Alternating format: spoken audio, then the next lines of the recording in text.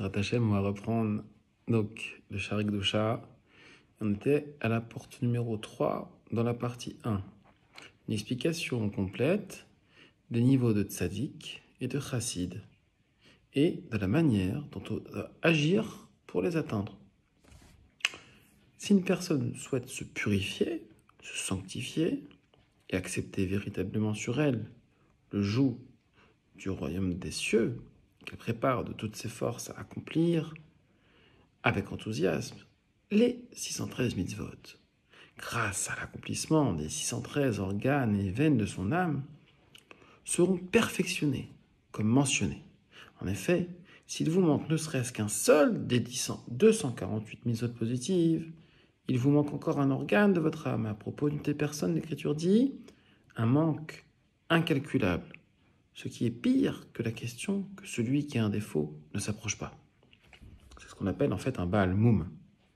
S'il manque une seule mitzvot, une seule des mitzvot, donc d'où l'importance d'étudier la halachot.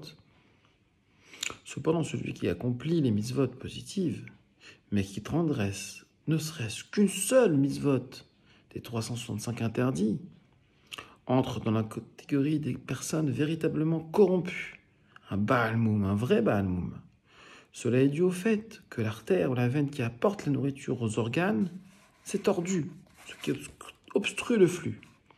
À propos de cette personne, le verset déclare « désespérément tordu ». Cependant, le sens du verset est qu'il n'est irréparable qu'une fois que son âme a quitté ce monde, car la personne ne peut accomplir les mitzvot qui lui manquent ou se repentir et ainsi rectifier les transgressions qu'elle a commises que lorsqu'elle est encore dans le monde. Donc on avait vu pourquoi, on avait vu parce que le corps était un kéli pour la neshama. Donc comme la neshama est dans le corps, alors elle peut accomplir une mitzvot en affrontant l'écorce qui est le corps. Et donc faire en sorte que la veine qui était obstruée par la faute se désobstrue par la teshuva. C'est comme le dit l'Écriture, tout ce que tu penses faire, fais-le selon tes propres forces. Car dans le séjour des morts où tu vas, il n'y a ni œuvre, ni dessein, ni connaissance, ni sagesse. Le travail fait ici référence à l'accomplissement des mitzvot positives.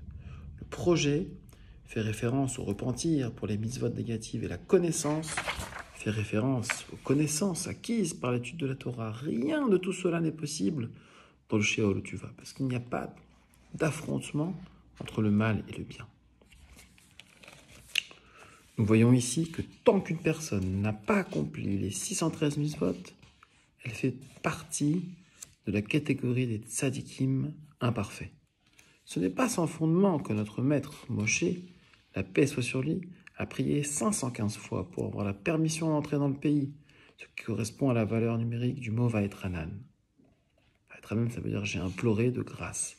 Il a cherché à perfectionner son âme en observant les 613 mitzvot, dont beaucoup ne s'appliquent qu'en terre d'Israël. C'est pour ça qu'en fait, il était considéré, même Moshe Rabbeinu, d'après cette version-là de tzaddik et chassid, il n'était considéré que comme un tzaddik imparfait, puisqu'il ne pouvait pas accomplir les mitzvot qui sont mitzvot de la terre d'Israël.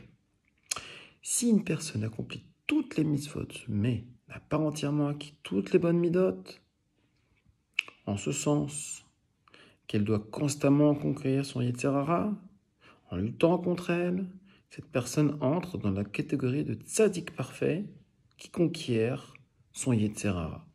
On va s'arrêter là pour aujourd'hui. Donc vous voyez que finalement, là, il nous a donné deux catégories. Première catégorie, celui qui arrive à faire beaucoup de mitzvot, mais à qui il manque des mitzvot. Il manque au moins une mitzvah. Alors lui, il est tzaddik imparfait. Deuxième catégorie, celui qui transgresse ne serait-ce qu'un seul interdit. Alors lui, il est Baal Moum, beaucoup plus grave que celui qui n'a pas fait une mitzvah positive. Et donc, le Baal Moum ne pourra corriger son défaut que quand il est dans ce monde-là et pas quand il va aller au Gan Eden. Et troisième catégorie, la catégorie des personnes qui luttent contre le Yetzer Hara pour pouvoir constamment gagner, faire en sorte que le Yetzer Tov batte le Yetzer Hara. D'accord? Mais lui, il a accompli toutes les mitzvot. C'est pas parce que il a un Yetzer Hara qu'il accomplit pas toutes les mitzvot. Non, il accomplit toutes les mitzvot, mais il a encore un Yetzer Hara. Lui, c'est le tzaddik parfait qui conquiert son Yetzer Hara. Alors vous voyez que finalement, en fait, dans le Tanya, qui a écrit l'Amorazaken, on retrouve ces catégories-là, mais elles n'ont pas tout à fait le même nom. La dernière, il s'appelle le Benoni. Et dans la première catégorie, c'est pas le tzaddik, c'est le Racha. Racha veralo, Racha vetovlo. Racha vetovlo, celui qui accomplit, qui ne transgresse pas, mais qui n'a pas encore accompli toutes les mitzvot. Et veralo, lui, il est complet, il a ne serait-ce qu'un seul interdit, il est considéré comme Racha. Et donc la source, elle est dans le Sha'ar HaKdusha, même si les termes ne sont pas les mêmes. Voilà.